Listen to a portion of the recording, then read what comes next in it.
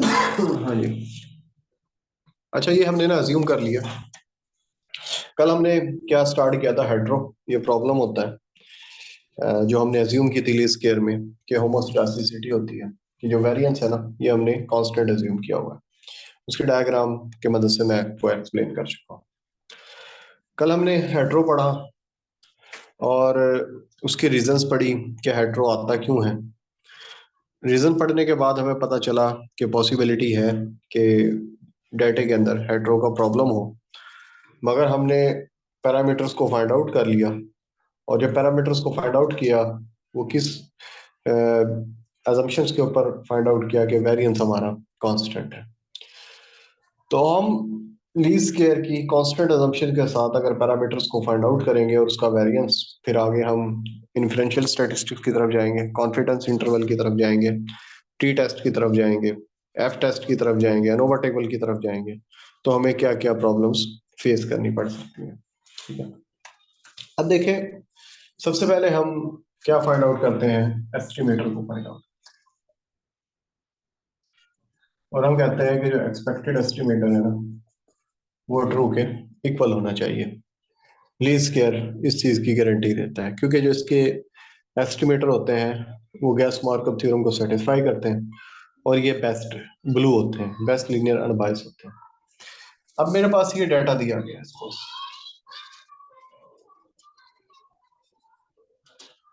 ये मेरे पास डाटा दिया गया है, मैंने प्लॉट किया है, एक्स है, ये वाई है, ये इसकी स्कैटर्ड आएगा।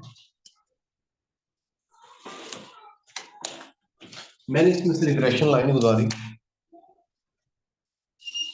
ये रिग्रेशन लाइन है, वाई हैट रेड कलर। अब ये जो एक्सपेक्टेड वैल्यू है, ये मैंने फाइंड आउट किया है, ये क्या होती है, मीन वैल्यू होती है। मीन वैल्यू का मतलब क्या होता है कि वो सेंटर से गुजरी है। देखें, अगर आप स्टार्ट से देखें तो ये इधर भी सेंटर से गुजरी हुई है, इधर भी सेंटर से गुजरी है, इधर भी सेंटर से गुजरी है, इधर भी सेंटर से। और मेथड कौन सा मैंने अप्लाई किया है, लीस्ट स्क्वायर मेथड अप्लाई किया है। अगर डाटा के अंदर हेट्रो का प्रॉब्लम पाया जाता है, उसके ऊपर आप लीस्ट स्क्वायर मेथड अप्लाई करते हैं और उससे आप पैरामीटर को फाइंड आउट करेंगे, वो फिर भी क्या रहेंगे, अनबायस्ड रहेंगे। ठीक हो गया, इसमें सेंटर में से होता है। दूसरा हम क्या कहते हैं, वेरिएंस मिनिमम होना चाहिए। ठीक हो गया। और ओएलएस की अजम्पशन है, उसमें अगर हम स्लोप के वेरिएंस की बात करें तो उसका फार्मूला होता है 1 ओवर समेशन एक्स का स्क्वायर सिग्मा स्क्वायर। इसको हम फाइंड आउट करते हैं समेशन ई का स्क्वायर एन माइनस टू। वो मैंने उस दिन आपको फार्मूले बताए थे, वो बताने का मकसद यही था कि हम इसको किस तरीके से कैलकुलेट कर लेते हैं। समेशन ई के स्क्वायर से हम इसको कैलकुलेट कर लेते हैं। एरर हम वाई आई माइनस वाई हेड से निकाल लेते हैं, फिर इसका सम ऑफ स्क्वायर ले लेते हैं। और भी मेथड है, काफी मेथड है समेशन ई स्क्वायर को फाइंड आउट करने के। अब हमने ये क्या करना है कि हमारा वेरिएंस क्या होना चाहिए, मिनिमम होना चाहिए। और हम जब लीस्ट स्क्वायर मेथड पढ़ते हैं ना, हम ये कहते हैं कि ये हमारे पास कांस्टेंट था, इसके बिल्कुल सेंटर से हमने वाई हैट को गुजारा, ऊपर और नीचे जो डिस्पर्शन है ना, वो सेम है, और ये मिनिमम है। अगर इस डायग्राम में आप देखें जिसमें हेट्रो का प्रॉब्लम है, इधर वेरिएंस कुछ और है और इधर वेरिएंस देखें कितना हो गया। अब जो ये मिनिमम वेरिएंस वाली जो assumptions हमने जो प्रॉपर्टीज हमने पढ़ी है कि वेरिएंस को मिनिमम होना चाहिए, ये मिनिमम तो नहीं रहा, ये तो लार्ज हो गया वेरिएंस। वेरिएंस क्या हो गया, इंक्रीज हो गया। तो हमारा जो एस्टिमेटर है वो अब ब्लू नहीं रहा, अगर हेट्रो का प्रॉब्लम है। तो इसमें प्रॉब्लम्स क्या आएंगे, इसमें प्रॉब्लम क्या आएंगे, एफिशिएंट नहीं रहा। कल जो बातें हमने की थी कि एफिशिएंसी जब होगी जब पहले दोनों प्रॉपर्टीज को सेटिस्फाई कर रहा होगा, सफिशिएंट होगा। इंफॉर्मेशन हमने यूज नहीं की, इनसफिशिएंट हो गया। जो जो कल प्रॉपर्टीज पढ़ी थी ना कि ये खसूसियात होनी चाहिए, तो उसे हम ब्लू कहते हैं। तो वो यहाँ इसने प्रॉब्लम क्रिएट कर दिया। अनबाइसनेस तो है इसमें कि मीन, इसका मतलब क्या है, मीन वैल्यू हमने फाइंड आउट किया, वो तो नजर आ रहा है बिल्कुल सेंटर से गुजरी है, लीस्ट स्क्वायर ने हमेशा सेंटर से ही गुजरना है। और वो अनबाइस होगा, पर जो वेरिएंस है ना वो आपका मिनिमम नहीं रहेगा। अब इससे इससे क्या प्रॉब्लम आ गया फिर वेरिएंस मिनिमम से? अब वेरिएंस मेरा आना चाहिए था, सपोज दैट वेरिएंस मेरा आना चाहिए था, फर्ज करें 2, और ये वेरिएंस कितना आ गया, 10 आ गया। ये जो मैंने वैल्यू फाइंड आउट की थी ना, ये मैंने सपोज दैट ये फाइंड आउट की थी मैंने 10, फर्ज करें मैंने बीटा की वैल्यू फाइंड आउट की। अब ये वेरिएंस ही को अगर हम स्क्वायर रूट ले लें तो ये क्या बन जाएगा, स्टैंडर्ड एरर बन जाएगा, ठीक है। और ये स्टैंडर्ड एरर हमारा किस में यूज होता है, कॉन्फिडेंस इंटरवल में यूज होता है। कॉन्फिडेंस इंटरवल का मैंने कल आपको फार्मूला भी समझाया था। उसके बाद सबसे इंपॉर्टेंट चीज है टी। टी का फार्मूला क्या होता है, जो आपने एस्टिमेटर को एस्टिमेट किया है और नीचे आप इसका स्टैंडर्ड एरर लेते हैं, ठीक है। वेरिएंस से ही स्टैंडर्ड एरर ड्राइव करते हैं ना, इसका स्क्वायर रूट लेकर। ये आप ये सपोज कर ले मैंने इसका स्क्वायर रूट लिया हुआ है, तभी ये 2 और 10 आए। अगर वेरिएंस, अब हम यहाँ चलें जहां पर हम हाइपोथेसिस करते हैं, null hypothesis beta is equal to 0, beta equal not equal to 0, significance level 5% है। टी की वैल्यू क्या है, beta over standard over B. Thumb rule क्या है टेबल की वैल्यू, कि ये अगर जो कैलकुलेटेड वैल्यू है ग्रेटर देन 2 आएगी तो नल हाइपोथेसिस अल्टरनेटिव हाइपोथेसिस को एक्सेप्ट करेंगे। अगर ये लेस देन 2 आ गई तो हम नल हाइपोथेसिस को एक्सेप्ट करेंगे, ठीक हो गया। अब यहाँ पर मैंने बीटा की वैल्यूज क्या फाइंड आउट की है, 10 फाइंड आउट की है, ठीक है। और स्टैंडर्ड एरर सपोज दैट 2 है, तो जवाब क्या आ जाता है 5। अब 5 क्या है, 2 से ग्रेटर है, तो इट मींस पैरामीटर्स जो मेरा है वो सिग्निफिकेंट हो जाएगा, यानी कि स्टैटिस्टिकल डाटा इस चीज को सपोर्ट कर रहा है। मगर यही पैरामीटर क्या है, 10 है, ठीक है। यही पैरामीटर क्या है, ये रेड से मैं लिख रहा हूँ 10 है, मीन वैल्यू से फाइंड आउट किया हुआ। पर जो वेरिएंस है वो क्या है 10, जो आप क्या आ गया टी का 1। अब 1 क्या है, इस 2 से कम आ गया, it means null hypothesis accept हो गया।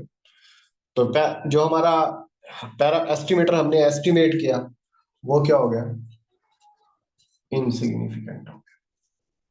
यानी कि स्टैटिस्टिकल डाटा इस बात को सपोर्ट नहीं कर रहा। इन्फरेंशियल स्टैटिस्टिक्स के अंदर हमारा पैरामीटर्स क्या कह रहा है कि बीटा 2 इज इक्वल टू 0, पर हमने तो बीटा 2 जो बीटा है वो 10 के इक्वल फाइंड आउट किया हुआ। तो वेरिएंस या स्टैंडर्ड एरर लार्ज होने का क्या मतलब है कि जो वेरिएबल आपके हकीकत में सिग्निफिकेंट है वो क्या हो जाएंगे, इनसिग्निफिकेंट हो जाएंगे, ठीक है। आप के जो रिजल्ट है वो मिसलीडिंग की तरफ जाएंगे, ठीक है। हो सकता है कि इसमें आर स्क्वायर आपका हाई हो, वो हम बात बाद में करेंगे, पर टी स्टैटिस्टिक्स आपकी इनसिग्निफिकेंट आ रही हैं तो ये मल्टीकोलिनियरिटी को भी शो करेगा, वो मल्टीकोलिनियरिटी में हम जाकर डिस्कस करेंगे। तो हमें इसके कॉन्सिक्वेंसेस क्या बेयर करने पड़ेंगे कि अनबाइसनेस वाली जो प्रॉपर्टीज है एस्टिमेटर की वो इफेक्ट नहीं होगी, बट आपका वेरिएंस क्या हो जाएगा। हमने तो इसमें ये अज्यूम किया हुआ ना कि कहाँ है फार्मूला, इसका फार्मूला मैंने मिटा दिया है कि वेरिएंस ऑफ स्लोप किसके बराबर है, 1 ओवर समेशन एक्स का स्क्वायर, और ये सिग्मा स्क्वायर, और इसको हम कांस्टेंट कहते हैं। पर यहाँ तो ये क्या है, वैल्यू वेरी कर रही है एक्स के साथ या वाई हेड के साथ या वाई के साथ, ये सेम नहीं रहती क्योंकि हमारे पास दो ही वेरिएबल है ना, एक्स और वाई। ये इसके साथ भी वेरी कर रही है, एक्स के साथ, और वाई के साथ भी वेरी कर रही है। इधर डिस्टेंस कम है और इधर अगर आप जाएं तो इधर वेरिएशन क्या है, ज्यादा है। तो कॉन्सिक्वेंसेस हमें क्या बेयर करने पड़ेंगे, ऑटो कोरिलेशन में भी, हेट्रो में भी, मल्टी कोलिनियरिटी के अंदर भी अगर ये प्रॉब्लम पाए जाते हैं तो जो अनबाइसनेस वाली प्रॉपर्टी है इसको कोई इफेक्ट नहीं होता। बट जो वेरिएंस होता है ये आपका लार्ज हो जाता है। वेरिएंस लार्ज होने का मतलब है जब आप इन्फ्रेंशियल स्टैटिस्टिक्स में जाते हैं वहां पर आपके जो रिजल्ट रहते हैं वो मिसलीड हो जाते हैं। ठीक हो गया। तो कल मैंने आपको इंट्रोडक्शन करवाया था हेट्रो का। हेट्रो होती क्या है, रीजंस बताई कि आती किस वजह से। अब हमने ये देखा कि अगर ये डाटा के अंदर है तो हम इसके क्या कॉन्सिक्वेंसेस बेयर करने पड़ेंगे। तीसरे नंबर पर आ जाता है, अब हम इसको डिटेक्ट कैसे करेंगे, कैसे पता चलेगा कि डाटा के अंदर डिटेक्शन है या नहीं है। Detection of heteroscedasticity. सबसे पहले ना ग्राफिकल एनालिसिस होता है। ग्राफिकल एनालिसिस के अंदर हम क्या करते हैं कि जो हमने एरर फाइंड आउट किया है उसका स्केयर लेने के बाद और जो वाई हैट फाइंड आउट किया है, ठीक है, एरर्स और वाई हैट किस तरह हम फाइंड आउट करते हैं। वाई, फर्ज करें ये बीटा की 10 वैल्यू है, ये 0.5 है, एक्स की वैल्यू फाइंड पुट करने के बाद हम वाई हैट फाइंड आउट कर लेते हैं। एक्चुअल में से वाई हैट को निकाल लें तो हमारे पास एरर आ जाता है। ठीक हो गया। अब इसका स्केयर ले लेते हैं, इनको ग्राफ के ऊपर प्लॉट करते हैं, वाई हैट को और एरर के स्केयर को, एक्स को और एरर के स्केयर को। इनमें हम देखते हैं कि इनके अंदर कोई रिलेशनशिप है या नहीं है। अगर नो रिलेशनशिप हो, जिस तरह की इस तरह की सिचुएशन बन जाती है कि वाई इंक्रीज हो रहा है पर इसके ऊपर कोई फर्क ही नहीं पड़ रहा, तो हम कहते हैं कि इसमें कोई प्रॉब्लम नहीं है, हेट्रो का ये होमो ही है। अगर कोई लीनियर रिलेशनशिप बन जाता है या नॉन लीनियर बन जाता है, कोई सिस्टमैटिक रिलेशनशिप आ जाता है ग्राफ्स में, तो हम कहते हैं डाटा के अंदर प्रॉब्लम पाया जाता है। मगर इसमें डिफरेंट हम टेस्ट लगाते हैं।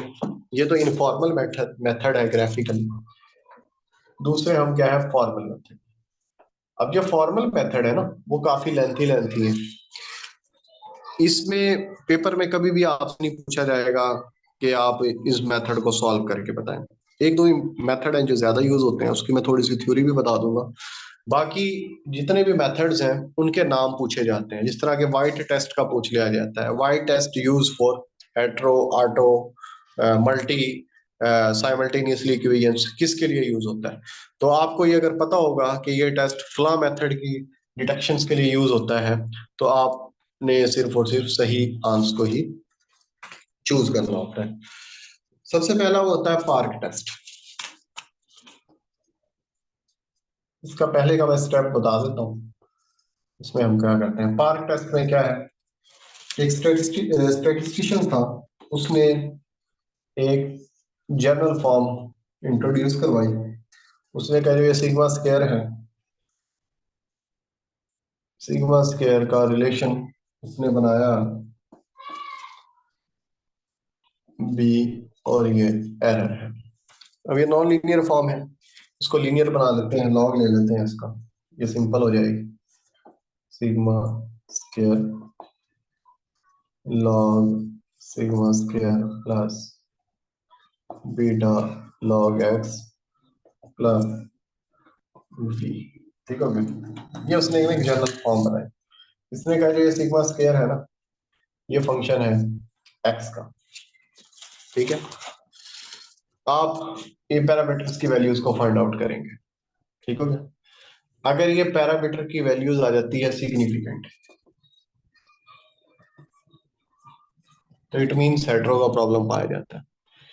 इनसिग्निफिकेंट आ जाती है, इनसिग्निफिकेंट का मतलब क्या है, बीटा इक्वल टू 0, यानी इनका आपस में कोई रिलेशनशिप नहीं है, सिग्मा का और एक्स का। सिग्निफिकेंट का मतलब है ये 0 के बराबर नहीं है, इनके दरमियान कोई रिलेशनशिप पाया जाता है, तो यहाँ पर हेट्रो का प्रॉब्लम पाया जाता है। ठीक हो गया।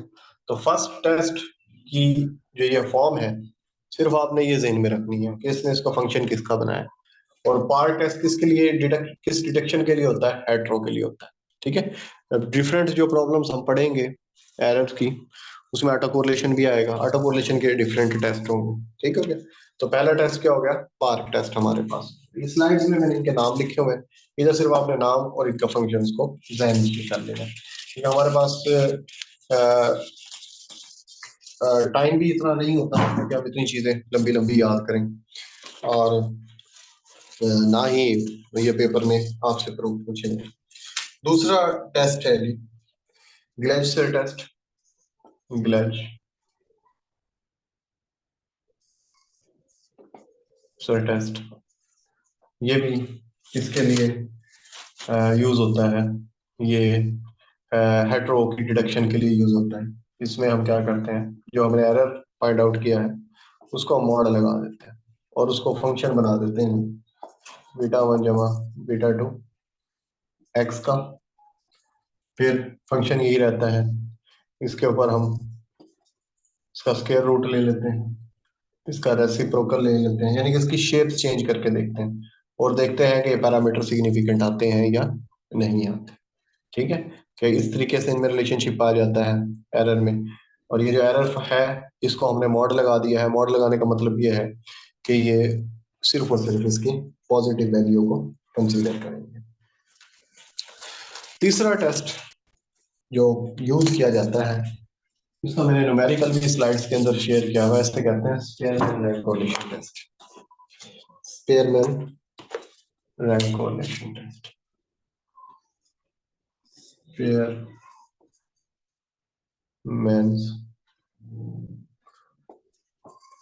Rank correlation test. Spearman rank correlation test, rank correlation का फॉर्मूला मैंने आपको पढ़ाया था जब कोरिलेशन का चैप्टर पढ़ाया। इसका फार्मूला होता है 1 माइनस 6 डी आई का square over N square minus 1। इसमें हम करते क्या है, इसमें सबसे पहले जो हमें डाटा दिया गया होता है उसकी हम रिग्रेशन रन करते हैं, और रिग्रेशन रन करने के बाद एरर को फाइंड आउट करते हैं। पहला स्टेप क्या करते हैं, रिग्रेशन रन करते हैं, एरर को फाइंड आउट करते हैं। एरर को फाइंड आउट करने के बाद उसके इर्द गिर्द मॉड लगा देते हैं, यानी कि पॉजिटिव वैल्यू पॉजिटिव है और नेगेटिव वैल्यूज भी नेगेटिव। नंबर 2 पर हम रैंकिंग कर देते हैं किसकी, इंडिपेंडेंट वेरिएबल्स, और ये जो हमने एरर फाइंड आउट किया। अब रैंकिंग किस तरह करेंगे, जो सबसे बड़ी एक्स की वैल्यू है उसको 1 रैंक देंगे, छोटी को 2, असेंडिंग या डिसेंडिंग ऑर्डर आपकी मर्जी है, आप उसको कर सकते हैं। ठीक हो गया। नंबर 3 पर हम क्या करेंगे, हम आर एस की वैल्यू फाइंड आउट करेंगे। आर एस क्या है, आर एस है रैंक कोरिलेशन फाइंड आउट करेंगे, जो इंडिपेंडेंट वेरिएबल्स हमारे पास था और जो था हमारे पास एरर। ठीक हो गया, ये रैंक फाइंड आउट कर लिया क्योंकि ये डिफरेंस आ चुका होगा हमारे पास, ये डिफरेंस स्टडी एन ऑब्जर्वेशन है, ये फार्मूले में पुट करेंगे, ये आर एस आ जाएगा। उसके बाद हम इसके ऊपर टी टेस्ट अप्लाई करेंगे। इसमें टी टेस्ट का फार्मूला होता है आर एस, ये जो कोरिलेशन फाइंड आउट किया इसकी -1 और +1 के दरमियान वैल्यूज आएंगी, और n minus two, two parameters हैं, ये सैंपल हो गए, 1 माइनस आर एस का स्क्वायर कोरिलेशन। यहाँ टी की वैल्यूज कोई ना कोई आ जाएगी, ग्रेटर देन 2 भी हो सकती है, लेस देन 2 भी हो सकती है। अब हमने थंब रूल बना दिया कि जो हमारी टेबल वैल्यू आएगी ना, जो अपने टेबल से देखनी होती है, वो 2 है सपोज, और ये कैलकुलेटेड वैल्यू होगी। अगर कैलकुलेटेड वैल्यू ग्रेटर है 2 से, ठीक है, जैसे कि हम एमफिल के थीसिस में, पीएचडी के थीसिस में अपने पैरामीटर्स की टी की वैल्यूज देख रहे हैं, अगर ग्रेटर देन 2 है तो नॉर्मली हम उसको सिग्निफिकेंट कंसीडर कर रहे होते हैं, अगर लेस देन 2 है तो इनसिग्निफिकेंट कंसीडर कर रहे होते हैं। तो यहाँ पर हम क्या करेंगे, अगर ग्रेटर देन 2 है तो हम क्या कहेंगे कि नल हाइपोथेसिस, जिसमें हमने होमो ली हुई है, नल में क्या ली हुई है, होमो, अल्टरनेटिव के अंदर क्या ली हुई है, हेटेरो।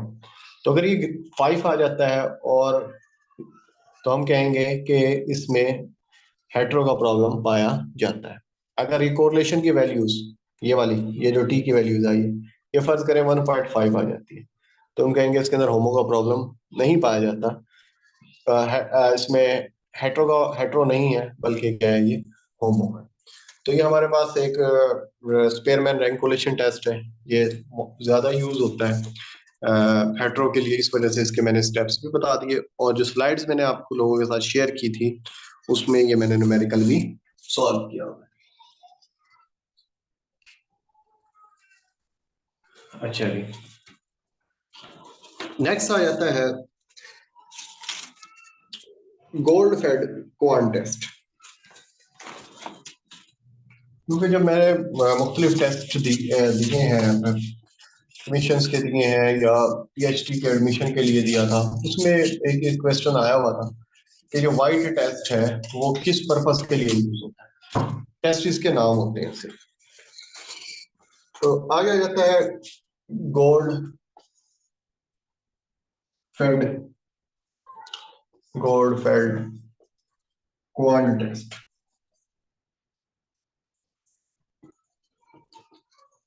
इस पे हम स्टेटिस्टिक्स लगाते हैं। इसमें क्या होता है, इसमें हमारे पास जो डाटा दिया गया है ना, फर्ज करें 32 ऑब्जर्वेशन है, 1 2 3, ये 32 आ गए, ठीक है। सपोज हम इस 32 का क्या करते हैं, 1/4 ले लेते हैं।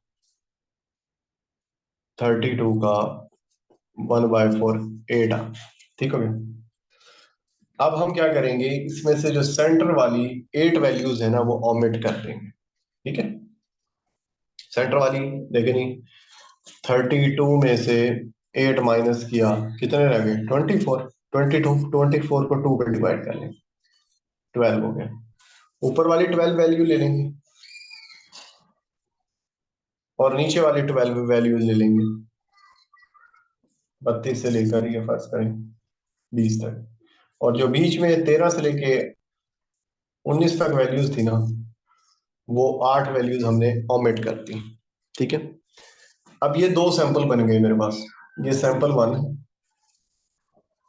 और ये क्या है, सैंपल 2। इनके ऊपर अलग रिग्रेशन अप्लाई करूंगा, इसके ऊपर रिग्रेशन अलग अप्लाई करूंगा। इसका सुमेशन 1 सिग्मा, सुमेशन एरर 1 का स्केल आ जाएगा, इसका सुमेशन एरर 2 का स्केल आ जाएगा, यानी कि इसको 1 का नाम दे रहा हूँ सैंपल को, इसको 2 का नाम दे रहा हूँ, और बाद में मैं इसकी रेशियो ले लूंगा। इसको हम रेजिड्यूल सम ऑफ स्केयर कहेंगे, इसको 2 को, और ये रेजिड्यूल सम ऑफ स्केयर 1 आ गया। इसको डिग्री ऑफ फ्रीडम जो इनकी होगी n-k, उससे हम डिवाइड कर देंगे। यहाँ पर हमारी ये एफ स्टेटिस्टिक्स की कोई वैल्यूज आ जाएगी। इसके लिए हम सपोज रूल ऑफ थंब या टेबल वैल्यू 5 कंसीडर कर लेते हैं। वैसे ही हम जैसे एफ टेस्ट हमने बनाया था, सेम वैसे ही हम क्या करेंगे, इसको कंपैरिजन करेंगे, नल हाइपोथेसिस, होमोस्टैसिसिटी, अल्टरनेटिव, हेटेरोस्टैटिसिटी, और उसी प्रोसेस के तहत हम इसको फाइंड आउट कर लेंगे कि डाटा के अंदर प्रॉब्लम है या नहीं। ये दो टेस्ट ज्यादा यूज होते हैं इसको फाइंड आउट करने के लिए, क्योंकि ये सिंपल है, रिग्रेशन ही होती है, रिग्रेशन से हमें एरर निकालना इजी होता है, उसी का हम स्केयर लेकर तो ये चीजें हम इजीली यूज कर लेते हैं। तो ज्यादातर यूनिवर्सिटीज में या पेपर में इन्हीं के बारे में इंटरव्यूज में पूछ लिया जाता है कि Spearman rank correlation test and Goldfeld Quandt test की क्या थ्योरी है, किस तरीके से आप उसको अप्लाई करते हैं, ठीक हो गया। बाकी हमारे पास आ जाता है ब्रुश पगान टेस्ट।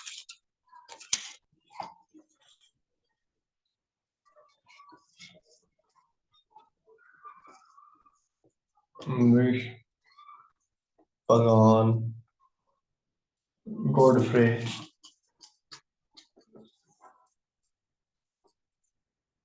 ये टेस्ट भी हेट्रो की डिटेक्शन के लिए यूज होता है। इसकी भी एक स्पेसिफिक इक्वेशन है, ये गुजराती की बुक में लिखी हुई है, आप इसको देख लीजिएगा। White general heteroscedasticity test.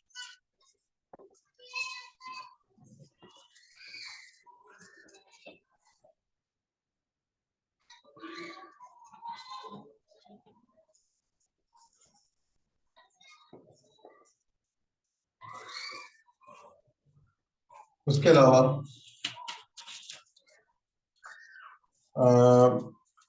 यही टेस्ट हैं जो मोस्टली बुक्स में लिखे गए हैं, जो कि पूछे जाते हैं एग्जाम्स में, कि कौन कौन से टेस्ट हैं जो डिटेक्शन टेस्ट हैं फॉर हेटेरोस्क्लेरोसिटी। ठीक हो गया। तो इन टेस्टों को जो मैंने डिटेल से पढ़ा है, इनको आप थोड़ा देख लीजिएगा या लेक्चर सुन लीजिएगा अगर आपने नहीं किए हुए, कुछ चीजें माइंड में रह जाती हैं, बाकियों के जस्ट आपने नेम याद कर लेने। ठीक हो गया। अच्छा, अब हमें ये करने के बाद क्या रिजल्ट निकलेंगे? होमो निकलेगा या हेट्रो? अगर होमो है तो फिर तो प्रॉब्लम है ही नहीं भाई। फिर तो हम क्या करेंगे, सिंपल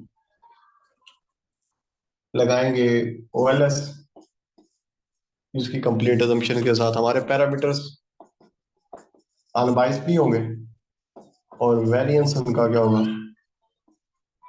मिनिमम भी होगा, और वो ब्लू भी होंगे।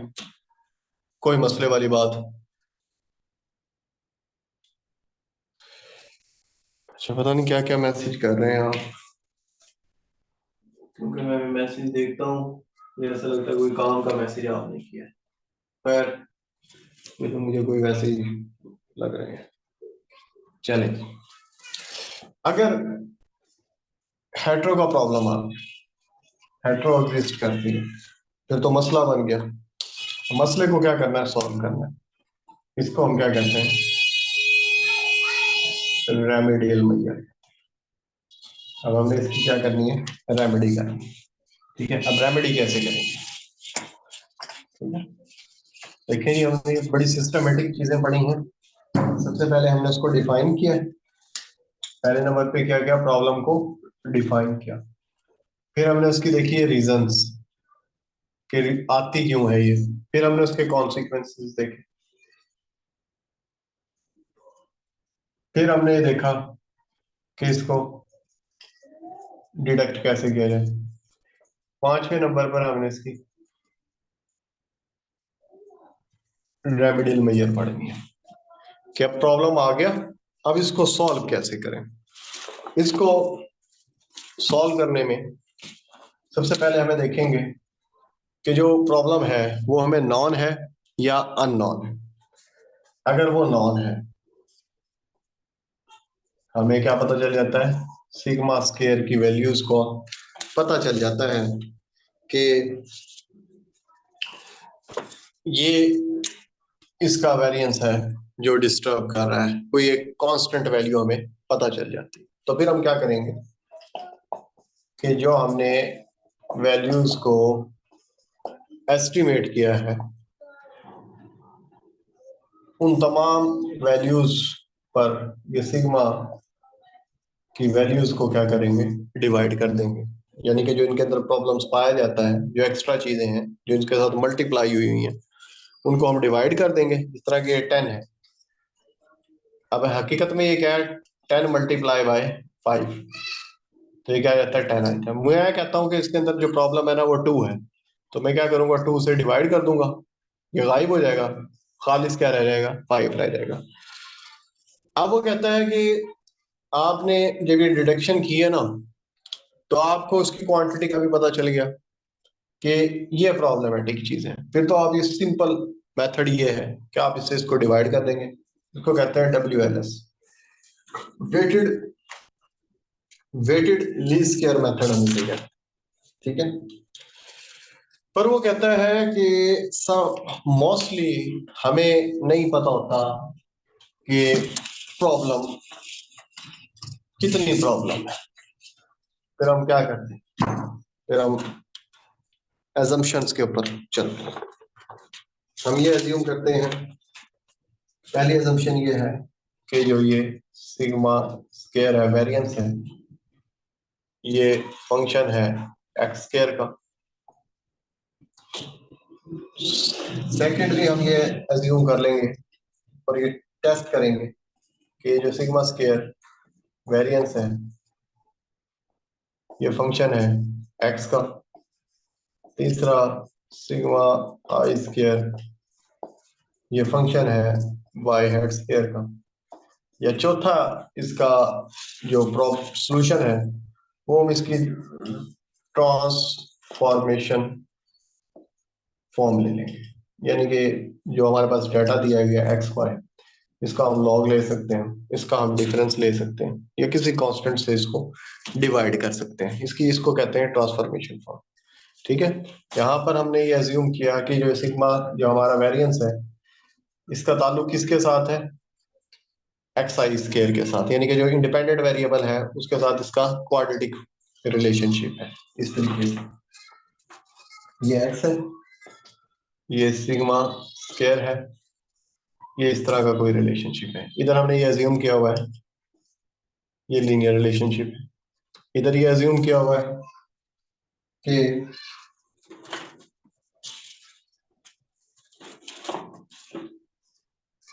इसका वाई हैट के साथ रिलेशनशिप है। ठीक हो गया।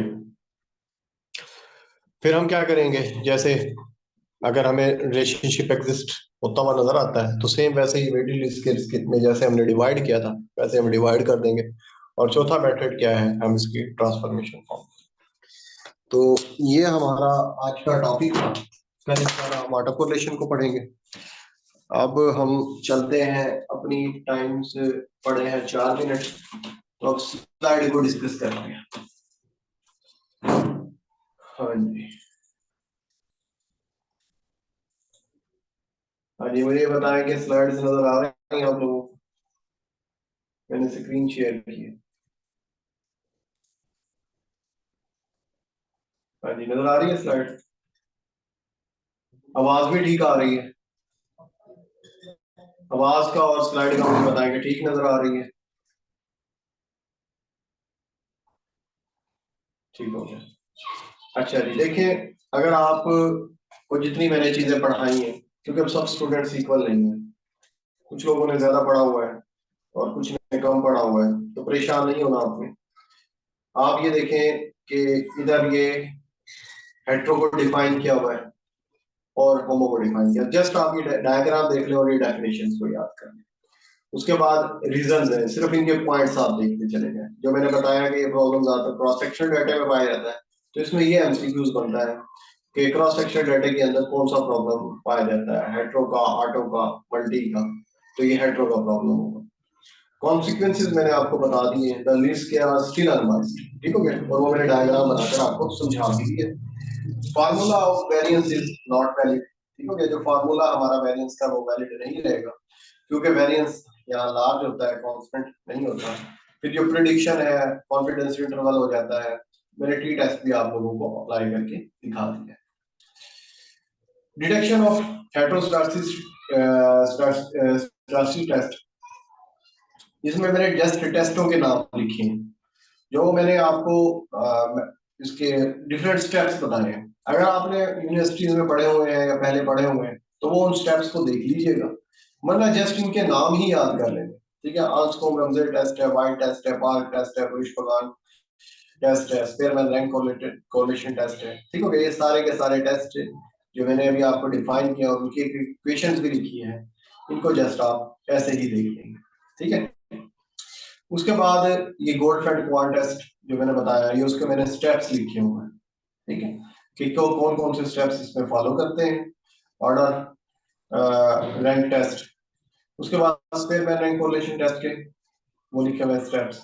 रेमेडी रमैया लिखे हुए हैं, when variance is non, when variance is unknown. Non का भी बता दिया मैंने, और अननोन का भी जीएलएस मेथड अप्लाई होता है इसमें।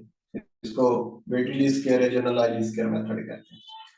इसकी ये फंक्शनल फॉर्म भी लिखी हुई है। ठीक है, अब ये जो पहला किया हुआ है क्वेश्चन, ये हल हुआ हुआ है स्पेयरमैन रैंक कोरिलेशन का। इसमें ये रैंक बने हुए हैं, रैंक बने होंगे इस पेज के ऊपर, ये रैंक बने हुए हैं।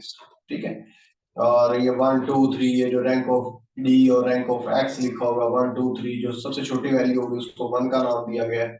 जो रैंक ऑफ एक्स है वो सिस्टमेटिकली है। फिर ये टी टेस्ट अप्लाई हुआ होगा जैसे मैंने आप लोगों को बताया है।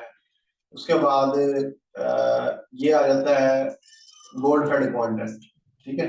ये सैंपल 1 है और ये इसका सैंपल 2 है।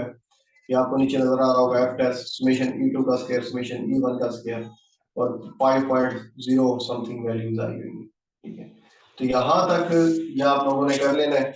कल से इंशाल्लाह ऑटो कोरिलेशन को पढ़ेंगे और ऑटो कोरिलेशन पढ़ने के बाद हम मल्टी को पढ़ेंगे, फिर उसके बाद हमारा एक टॉपिक रह जाएगा इंशाल्लाह। थोड़ा ही सिलेबस रह गया है, हिम्मत करें आप भी और इन चीजों को आप तैयार करते चलेंगे। ओके जी, थैंक यू वेरी मच।